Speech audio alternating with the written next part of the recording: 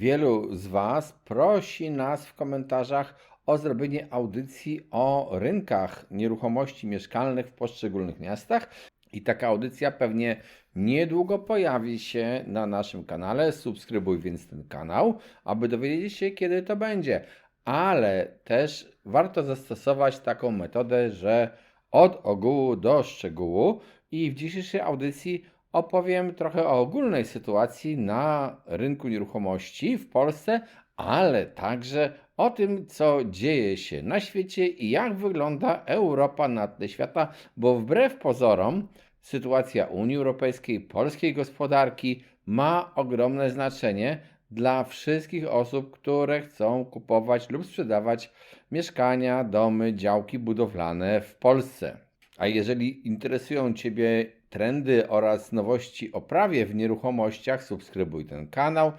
W komentarzach dziel się swoimi spostrzeżeniami na temat lokalnego Twojego rynku nieruchomości. Nie zapomnij podawać jednak nazwy miejscowości, o której piszesz. To ma wartość dla wielu osób. No i też przypominam, że na stronie symen24.pl znajdziecie kursy obrotu nieruchomościami oraz te audycje nasze wzbogacone o wiele dodatkowych danych, a także o wykresy w formie statycznej. Najpierw jednak kilka uwag ogólnych. Z informacji GUS-u i szybkiego odczytu widzimy, że inflacja w Polsce wzrosła, no i już sięgnęła poziomu mniej więcej 5%, ale warto też powiedzieć o tym, że eksperci, np. z Citibanku, przewidują, że ta inflacja w 2025 roku zacznie spadać i w ogóle, że będą możliwe obniżki stóp procentowych, tych sterowanych przez Radę Polityki Pieniężnej, mniej więcej o 100 punktów procentowych i że te obniżki zaczną następować od trzeciego kwartału przyszłego roku. Citibank to bardzo dobry bank, ale czy eksperci się nie mylą, czy mają rację? No, pokaże przyszłość. Musimy cierpliwie poczekać do trzeciego kwartału roku 2025. W każdym razie obniżki stóp procentowych również spowodują obniżki stóp procentowych kredytów w bankach, w tym kredytów mieszkaniowych, co ułatwi zaciąganie kredytów, ale warto zwrócić uwagę, że jak widzicie na tym wykresie, akcja kredytowa w kredytach mieszkaniowych wcale nie ma się najgorzej. Warto jednak pamiętać, że banki zarabiają nie tylko na kredytach mieszkaniowych, ale także na przykład na kredytach udzielanych mikroprzedsiębiorcom. I tu jest dość ciekawa informacja. Mamy do czynienia ze spadkiem liczby i wartości udzielonych kredytów. I we wrześniu 2024 w porównaniu do września 2023 ta liczba udzielonych kredytów, jak i ich wartość spadła odpowiednio o 13,7 i 11,5%, co oznacza po prostu mniejsze zainteresowanie finansowaniem zewnętrznym ze strony przedsiębiorców lub też większą ostrożność banków w udzielaniu kredytów. Jednak też trzeba zwrócić uwagę na bardzo duży spadek w kredytach inwestycyjnych 40 ponad procent i obrotowych prawie 23%, co pokazuje, że aktywność inwestycyjna i mniejsze obroty zmniejszają potrzeby uzyskiwania takich kredytów, a to może już sugerować spowolnienie działalności gospodarczej w małych przedsiębiorstwach. Warto zaznaczyć, że spadek liczby kredytów dotknął branży handel, produkcja, budownictwo i usługi. W dodatku pogorszył się również indeks kredytów, jakości kredytów i największy taki spadek tego wskaźnika jakości kredytów dotyczył firm produkcyjnych i budowlanych, co może wskazywać na trudności finansowe właśnie w tych sektorach. Te dane pokazują również, że w okresie 3 kwartałów 2024 widoczny jest spadek liczby kredytów udzielanych mikroprzedsiębiorcom, mimo że ich wartość wzrosła, ale to oznacza, że po prostu mniej osób korzysta, a ogólna kwota kredytu wzrosła. Ogólnie rzecz biorąc, to taka redukcja liczby kredytów i ich wartości poza niektórymi wyjątkami może wynikać z wyższych kosztów finansowania lub z większej ostrożności przedsiębiorstw w trudnych warunkach gospodarczych. Mniejsze zapotrzebowanie na kredyty obrotowe i inwestycyjne jest symptomem spowolnienia gospodarki i większego skupienia się na oszczędnościach.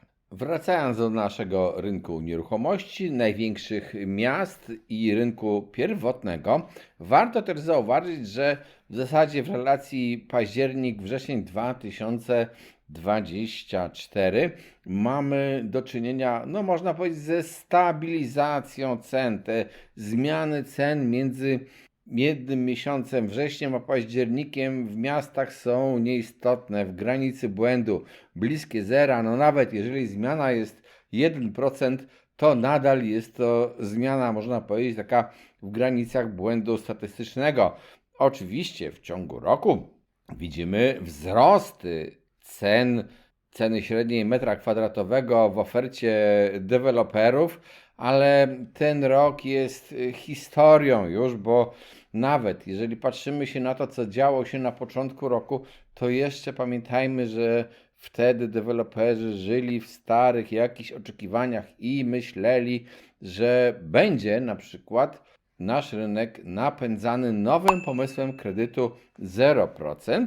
I tak szczerze mówiąc, to w tym tygodniu czekamy na to, aż Ministerstwo Rozwoju i Technologii czy objawi w ogóle swój projekt kredytu 0%, tak jak obiecało, czy też może afera, w cudzysłowie afera z ministrem Tomczakiem, o czym jest w ogóle oddzielna audycja na naszym kanale, sprawi, że to ministerstwo wycofa się z pomysłu dotowania popytu, dotowania kredytu dla kupujących mieszkania. Przy okazji, w kontekście tego kredytu i koncepcji, że w ogóle finansowanie nabywców rozrusza nasz rynek i wzmoże budownictwo mieszkaniowe, warto zwrócić uwagę na taką litanię płaczu deweloperskiego, na to, na co narzekają deweloperzy i na co oni narzekają. Przede wszystkim na ograniczoną dostępność gruntów, zwłaszcza w dużych miastach, gdzie popyt na mieszkania jest największy, a brak terenów pod inwestycje powoduje dalszy wzrost cen. A przecież ta dostępność gruntów wynika również, czy też ograniczona dostępność, z braku planów zagospodarowania przestrzennego lub z tego, że te plany zagospodarowania przestrzennego nie odpowiadają potrzebom danej społeczności. Ponadto, na co narzekają deweloperzy? Na skomplikowane i długotrwałe procedury administracyjne, bo proces uzyskiwania pozwoleń na budowę często trwa wiele miesięcy, ja bym powiedział, że nawet czasami lat, co opóźnia realizację, zwiększa koszty. Na brak długofalowej polityki mieszkaniowej i wsparcia rządowego. No bo państwo nie prowadzi polityki wspierającej rozwój budownictwa mieszkaniowego, ani na przykład nie oferuje jakichś tańszych, długoterminowych kredytów, co może osłabiać popyt. No i tutaj widzimy, że deweloperzy bardzo chętnie widzieliby, że ich klienci dostają tańsze pieniądze. Natomiast na co jeszcze narzekają? Na regulacje prawne i ograniczenia planistyczne. O tym już mówiłem. Na wysoki koszt finansowania ich działalności, czyli wysokie stopy procentowe, które zwiększają koszty kredytów, finansowania działalności dla inwestorów, dla osób, które chcą coś budować. A to jest chyba ważniejsze niż to, że wspieramy popyt jakiejś wybranej grupy. Poza tym też oczywiście deweloperzy walczą z taką postawą nie na moim podwórku, na to, że lokalne społeczności często protestują przeciwko jakimś nowym inwestycjom, na przykład takim, że jest jakieś osiedle z dawna istniejące, jest jakieś fajne podwórko z zielenią, z miejscem, z placem zabaw dla dzieci i tam akurat deweloper postanawia nagle się zbudować, dogęszczając zabudowę, zasłaniając im dostęp do światła i tak dalej. Sami ocencie, czy to ma sens. Nadto deweloperzy narzekają na wysokie koszty materiałów budowlanych i koszty pracy, co im podnosi oczywiście koszty realizacji inwestycji. No i twierdzą oni, że dlatego właśnie mieszkania są coraz droższe, co znowu oczywiście wpływa na ograniczenie dostępności mieszkań. I to ostatnie daje nam asumpt do przejścia do tematu tego, jak wygląda Unia Europejska na tle gospodarki światowej, czy robi rzeczy dobre, mądre, czy też właśnie Unia, ale także Polska, nasz kraj, nie przyczynia się przypadkiem do tego, że rozwój gospodarczy jest gorszy niż mógłby być. Od razu pragnę zaznaczyć, że nie jestem jakimś ortodoksyjnym krytykiem Unii Europejskiej. Nie jestem też jej jakimś ortodoksyjnym zwolennikiem. Warto po prostu przyjrzeć się faktom i zobaczyć, jak rozwijają się gospodarki Unii Europejskiej, Stanów Zjednoczonych i Chin. I spójrzcie się na ten wykres. Ta czerwona linia to produkt Unii Europejskiej, produkt krajowy, nazwijmy to brutto Unii Europejskiej, chociaż tu jest wiele krajów. I zauważycie też pewnie jakiś taki ogromny wzrost nagle między 2000 a 2008 rokiem. No to jest faul Unii Europejskiej, ponieważ ona po prostu się wtedy zwiększyła. Ale można powiedzieć, że był taki długi okres, kiedy Unia Europejska mniej więcej nadążała za rozwojem Stanów Zjednoczonych. Potem nastąpiło jakieś wyhamowanie. Na szczęście wiele krajów przyłączyło się do Unii Europejskiej i znowu nam wzrosło PKB w Unii Europejskiej, ale potem mamy znowu linię prawie poziomą. I zobaczcie, Stany Zjednoczone jak bardzo uciekają Europie. Ale co gorsza, jest drugi konkurent, ta szara taka linia na dole, która już zbliża się do przebicia, powoli zbliża się do przebicia tego, co robi Unia Europejska, to są Chiny. I zobaczcie, jaka różnica, jak wielka różnica dzieliła Chiny i Europę w roku 2000. To jest kilkukrotna różnica, 6-7 razy, tak mniej więcej. I co jest teraz? No po prostu dramat. I dlaczego tak się dzieje? Warto spojrzeć się na przykład na to, jakie największe przedsiębiorstwa są na świecie i czym one się zajmują i z jakich krajów pochodzą. No, w pierwszej 15 nie widzimy żadnej, podkreślam, firmy z Europy. Widzimy firmę z Arabii Saudyjskiej i z Tajwanu, ale z Europy nie.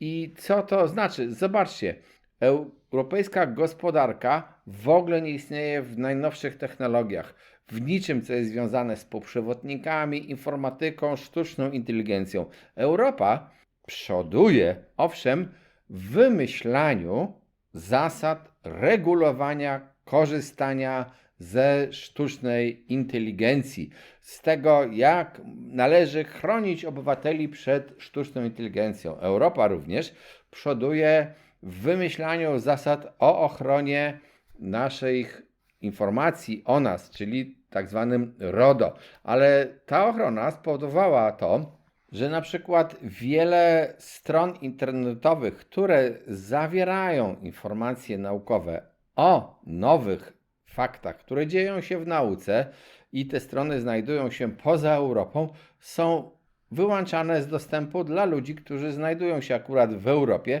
no chyba że ktoś ma VPN i potrafi te blokady ominąć. Dlaczego? Bo po prostu tamte strony nie zamierzają się dostosowywać do unijnej ochrony danych osobowych. Tak naprawdę to musimy pogodzić się z faktem, że zarówno w stosunku do Chin, jak i w stosunku do Stanów Zjednoczonych, a nawet takich krajów jak Korea Południowa, Japonia, Tajwan, Europa staje się powoli skansenem gospodarczym. I w dodatku jeszcze działa w ten sposób, że swoją polityką ten Fit for 55 powoduje, że produkcja Takich rzeczy jak stal, z której robione są wiatraki do produkcji energii, jak ogniwa fotowoltaiczne, wynoszona jest z Europy do Chin. Czyli mam sytuację taką: my w Europie chcemy, aby energia była czysta, karzemy wszystkich producentów, którzy korzystają z energii na przykład robionej z węgla, tym, że muszą za nią więcej płacić. Wobec tego w Europie ta energia taka wytwarzana za pomocą na przykład węgla, czy też z jakiegoś gazu i tak dalej, jest o kilka razy droższa niż w Stanach Zjednoczonych, czy niż w Chinach, ale jednocześnie produkcję urządzeń, które umożliwiają przejście na tą czystą energię, zlecamy Chińczykom i za to im dzielnie płacimy. Nie powinno więc dziwić, że liczba ludności Stanów Zjednoczonych rośnie szybciej niż liczba ludności mieszkającej w Unii Europejskiej. No, wiemy, że w Chinach ten wzrost ludności się zatrzymał, ale ich jest tak znacząco więcej niż u nas, że to na razie nie ma jakiegoś specjalnie większego znaczenia. No i z tym wszystkim, o czym powiedziałem, wiąże się również sytuacja na polskim rynku nieruchomości mieszkaniowych. No bo chyba dość oczywiste jest to, że cena mieszkań związana jest również z popytem na mieszkania, czyli z potrzebą mieszkania. Jeżeli gdzieś ubywa ludności, a w Polsce niestety ubywa, no to trudno liczyć na to, że ceny nieruchomości będą jakoś bardzo, bardzo mocno rosły. Oczywiście one mogą rosnąć dlatego właśnie, że z powodów działań unijnych rosną niesamowicie koszty produkcji tych mieszkań. Mogą też rosnąć z powodu barier takich biurokracyjnych, złego planowania, czyli tego, o czym powiedziałem, wymieniając litanię płaczu deweloperów. Niemniej jednak trzeba niezmiennie pamiętać o tym, że w Polsce liczba ludności, liczba urodzeń Polaków maleje.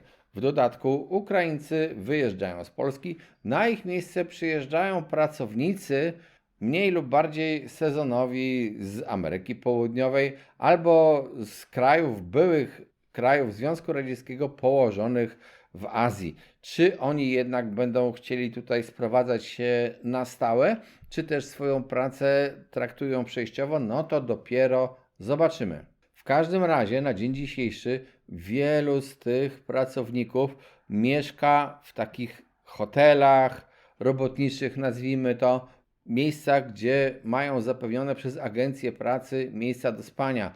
I oni nie stanowią takiego popytu na mieszkania, jaki generowali Ukraińcy. No i odnosząc się jeszcze do tego rynku pracy, warto też zauważyć, że w Polsce rośnie konkurent w Unii Europejskiej i tym konkurentem jest taka bardzo często niedoceniana czy też lekceważona przez wielu Polaków, uważana za bardzo biedny kraj Rumunia. Ale problem polega na tym, że ta Rumunia rozwija się naprawdę bardzo, bardzo dynamicznie i wiele w tej chwili fabryk, zakładów pracy jest przenoszonych właśnie z Polski do Rumunii. Dlaczego? Bo tam jest jeszcze ciągle niższa cena za siłę roboczą, tam są niższe podatki, tam jest po prostu trochę też mniej biurokracji. Wobec tego łatwiej jest tam prowadzić biznes niż w Polsce. Część w ogóle inwestycji w ogóle od razu jako pierwszy wybór stawia Rumunię niż Polskę, a przecież Polska właśnie rozwijała się dzięki napływowi inwestycji zagranicznych.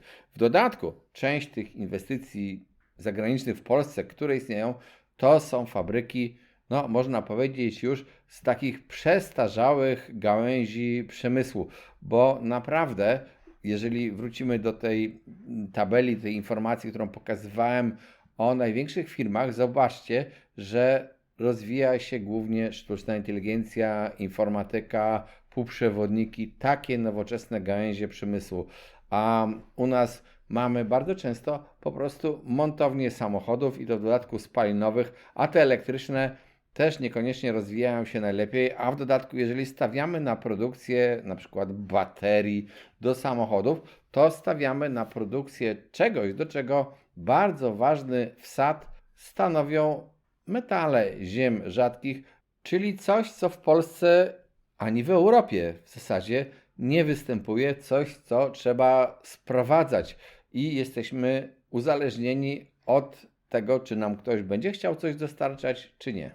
W jednej z kolejnych audycji przedstawię Wam analizę polskich miast właśnie pod kątem odporności na rozwój, na to, czy w tych miastach są perspektywy rozwojowe, czy też są to miejscowości skazane na nie tyle wymieranie, ale lepiej to zabrzmi na depopulację.